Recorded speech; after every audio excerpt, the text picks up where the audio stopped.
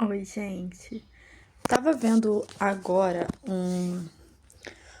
um carrossel sobre uma influenciadora que eu a vi algumas vezes, mas não acompanho. Acho que se chama Andy, né? Ou Andy, sei lá. E ela tava, nesse carrossel, tava falando sobre a questão do diagnóstico do filho dela, de 3 anos, de autismo. E aí, muitas coisas que eu tava lendo ali, eu não me surpreendi, né? Pela crença do outro, mas eu fiquei reflexiva sobre o que eu passei internamente em relação a diagnóstico de autismo. Na minha família, eu tenho uma irmã autista que teve o diagnóstico tardio aos 21 anos. E essa foi a primeira pessoa que eu tive contato que teve esse diagnóstico, né? A gente suspeitava de um TDAH nela, que também existe, só que ela fez os testes, né, toda aquela análise neuropsicológica e deu. E também foi acusado o autismo, que se chama de nível 1 de suporte, né? O autismo leve, entre mil aspas, porque autismo nunca é leve, sempre tem perdas em vários níveis, né? E naquele momento foi a primeira vez que eu realmente refleti sobre. Porque eu lembro quando eu estudava, ainda existia uma autista na escola em que eu estudava. Ela era de uma das turmas abaixo da minha, mas ela tinha aquele padrão, assim, mutismo, ou seja, a pessoa não fala, fala pouquinho, fala baixo, né, isolamento, aquela coisa que a gente, quando pensa em autismo, a gente pensa muito nessas características, né? E era uma pessoa assim que eu não convivia, sabia que existia lá na escola, mas não era uma grande discussão. E aí, quando veio esse diagnóstico, o primeiro diagnóstico assim, né, na minha família de autismo, eu entendi que existem níveis, né, de suporte, não níveis de autismo, mas níveis de suporte, e entendi que há um espectro. Mas não saí muito disso, porque não me. Aquela coisa, né? Não tocava muito a minha vida, né? Mas em 2023, meu filho começou a fazer a, um acompanhamento com neuropediatra, porque havia. Ele estava assim, né, iniciando a escola e existiam várias características que a professora pediu para que a gente procurasse um especialista, né? Nesse ano foi o primeiro ano da escola, ele com 3 anos, e antes ele tinha já características de muita agitação, etc. E a gente achava que era da idade, essas coisas todas, né? E aí a gente foi investigar. Eu achava que era um TDAH, alguma coisa assim, porque eu também não fazia ideia que o TDAH só se fecha diagnóstico depois da idade pré-escolar, né, por volta ali de 6 7 anos, porque aí o nível cognitivo vai ser um pouquinho diferente. Mas a gente começou a investigar assim, né? Eu nunca imaginei, nunca tinha passado na minha cabeça até então que poderia existir ali o autismo no meu filho, né?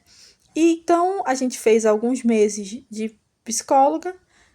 Ela fez um relatório, o primeiro relatório dele, né? Acho que foram uns 4, 5 meses de psicóloga. Ela fez o relatório. Nesse relatório, ela me pediu, né, para fazer responder um questionário. Esse questionário era sobre autismo, né?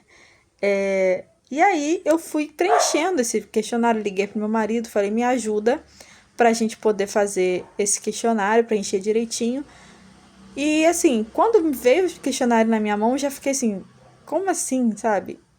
Não faz sentido. Mas eu fui preenchendo e muita coisa que tava ali, realmente meu filho fazia e meu marido também, né? Tanto que eu virei, enquanto eu tava fazendo lá, o teste e tudo, né? Eu tirava foto pro meu marido marcar algumas coisas que pode ser que a gente não observe ou a gente não tenha certeza, então é sempre bom, né? Os dois sempre fazerem juntos, os dois responsáveis. E aí eu entreguei. né, pra ela, e eu ainda falei pro meu marido, brincando, assim, falei, nossa, tem muita coisa aqui que você também tem, posso marcar? E aí ele não gostou muito, né, ele falou, ah, bobeira e tal, mas deixou eu marcar, e eu marquei o tal do teste lá, né, várias coisas, várias características que eu vi no meu marido. E tudo bem, passou. Aí, depois desse teste, eu comecei a pesquisar o que era o autismo de fato, né? Eu falei, poxa, se existe essa possibilidade no meu filho, eu preciso me capacitar, entender. E aí fui começando a ir atrás de perfis, de vídeos no YouTube e fui entendendo melhor. E um desses vídeos do perfil Lunaba, né, que é uma clínica especializada em ABA, que é uma terapia comportamental mais indicada para autista e tudo mais, falava sobre características e aí tinham alguns testes. Aí eu brincando fiz para mim e mandei pro meu marido, falei, responde porque tem coisa aqui que eu tenho certeza que você tem. E aí veio, né, uma segunda suspeita de que meu marido fosse autista. Né? Aí eu falei para ele, olha, você vai no neurologista, ou mesmo que trata nosso filho, e você vai procurar entender se você é autista ou não, né?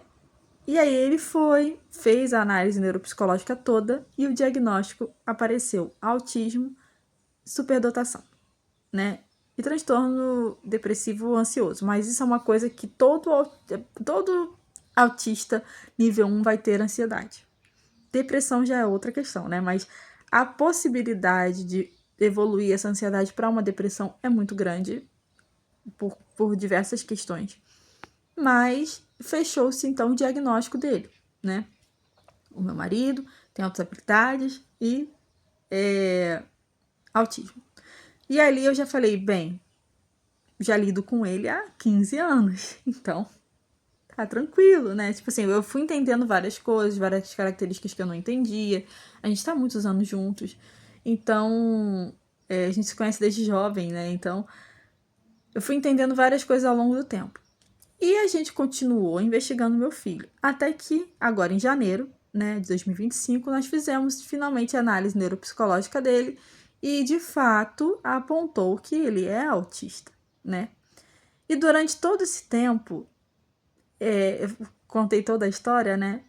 Mas durante todo esse tempo de investigação, de lidar com pessoas autistas, eu ficava pensando muito assim, né, nos estereótipos que a sociedade tem sobre o que é um autista. Porque a gente vê muitas vezes, né, a gente pensa no autista nível 3 de suporte. Aquela criança que tem afasia, ou tem mutismo seletivo, a criança que faz flapping o tempo todo, né, que fica assim o tempo todo, a criança que, enfim, né, precisa de um suporte muito grande, né, que seria o que antigamente se chamava de autismo severo, né, tem que fazer fono, tem que fazer TO, tem que fazer inúmeras coisas para poder entrar ali na questão da sociedade mesmo, né? Ou minorizar o máximo possível as suas perdas, né? Por conta do autismo. Mas existem dois outros, né? Que é o nível 2 de suporte, que ali é o meio termo, né? E que também não é muito visto, e o nível 1 de suporte, que é o que se enquadra às pessoas da minha família. Essas pessoas que eu falei, meu marido, meu filho e minha irmã. Esses três se enquadram no nível 1 de suporte, que geralmente é visto como o quê? Né? Meu marido sempre foi visto como o cara esquisito, o nerd, o desengonçado, entendeu? Eu já tô com ele desde 16 anos de idade, então a gente já tem muito tempo aí de eu ver mesmo as pessoas o tratando como se ele fosse o esquisito, né? Quando, na verdade, o funcionamento cerebral dele é diferente de um funcionamento dito típico, padrão, né? E aí eu fui percebendo, né? Como a sociedade, muitas vezes, ela tem um estigma, né? Ela estigmatiza um grupo e todo aquele que faz parte do grupo, mas que não está dentro daquilo que a sociedade estigmatizou, é visto como mentiroso, entendeu? Então, assim, é uma coisa também que nós, quando nos deparamos com o diagnóstico, nós temos uma surpresa, porque nós temos na cabeça o autista nível 3, aquele que realmente, assim, precisa de um suporte quase 100%, né? E a gente esquece que existem outros níveis de autismo, a gente esquece que é um espectro, né? Esse que se chama de autista nível 1 de suporte é o que antigamente se chamava de síndrome de Asperger, né? Hoje em dia não existe mais porque, enfim, né, tem muitas questões aí em relação ao Asperger que eu não vou entrar aqui, né, nesse vídeo. Mas, assim, é uma desconstrução e uma reconstrução daquilo que a gente conhece como transtorno de neurodesenvolvimento, né? Muitas pessoas falam que existe, o autismo está na moda. Não. Houve, na verdade, uma grande compreensão do espectro. E esse espectro ele vai englobar pessoas de inúmeras características, sendo que existe sim critérios que vão colocar essas pessoas dentro do espectro, entendeu? Então, se ela cumpre ali aqueles requisitos, principalmente um requisito de perda, né, de déficit social por conta das suas características, sim, é um autista, tá? E normal ter a comorbidade do TDAH, é muito comum ter comorbidade de TDAH no autismo, né? É muito comum ter pessoas com altas habilidades e autismo. São coisas muito comuns. Claro que existem pessoas que só são TDAH, estão nas altas habilidades, óbvio. Mas estou dizendo que é muito comum mesmo você ver um autista que tem outra neuroatipicidade. Não só o autismo, né? Eu acredito que seja a grande maioria de quem está no espectro, né, com nível 1 de suporte. Mas é isso, assim, a gente vai estudando, vai entendendo, vai acolhendo melhor, vai tendo mais tato para lidar, né, com as pessoas, porque quando a gente descobre um diagnóstico, a gente passa por um luto. Aquele que é o suporte, né, das pessoas autistas, a gente passa por um luto, né, porque você tem uma idealização.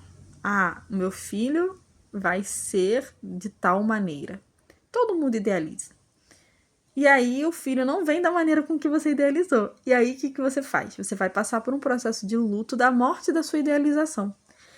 E lidar com a realidade que você, né, junto com profissionais, mas principalmente você, da família, pai, mãe, cuidador, né, no geral, vai precisar fazer para que aquela criança atinja as suas potencialidades, né? Com uma criança típica, já é normal que a gente tenha bastante trabalho, que a gente tenha que estimular para que a criança tenha as suas potencialidades.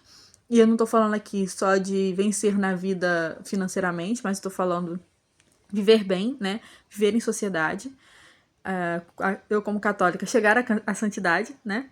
Então, viver, assim, da melhor maneira possível, criar um cidadão, de fato, que saiba lidar, saiba estar em sociedade, enfim.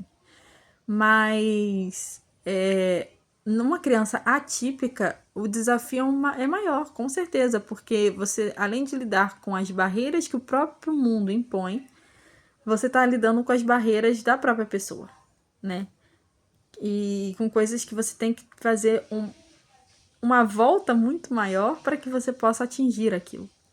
Então, assim, não é fácil. Não é fácil também pensar. Muitas vezes a gente pensa em compartilhar algumas coisas. Eu não gosto de expor pessoas que não me deram autorização para expor. Eu estou aqui me expondo, sabe?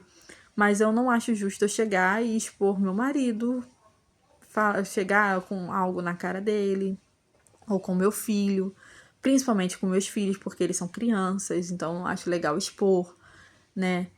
Então, assim, aqui eu tô falando da perspectiva de uma mãe atípica, uma mãe e uma esposa atípica. Então, Tô falando da minha perspectiva. Claro que eles têm as suas próprias vivências, eles têm seus próprios problemas e que só eles sabem como eles pensam, né? No entanto, eu tô aqui falando dessa perspectiva que me cabe, né? De alguém que está lidando com isso, que está aprendendo a lidar com isso e que vai aprender a lidar com isso ao longo da vida, que eu acredito que ninguém aprende 100% a lidar com o diferente, independente do que for esse diferente, né?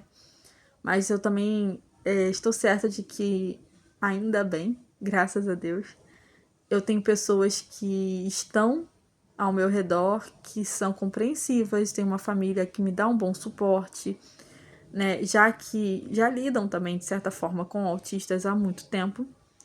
A gente também tem essa facilidade, digamos, né?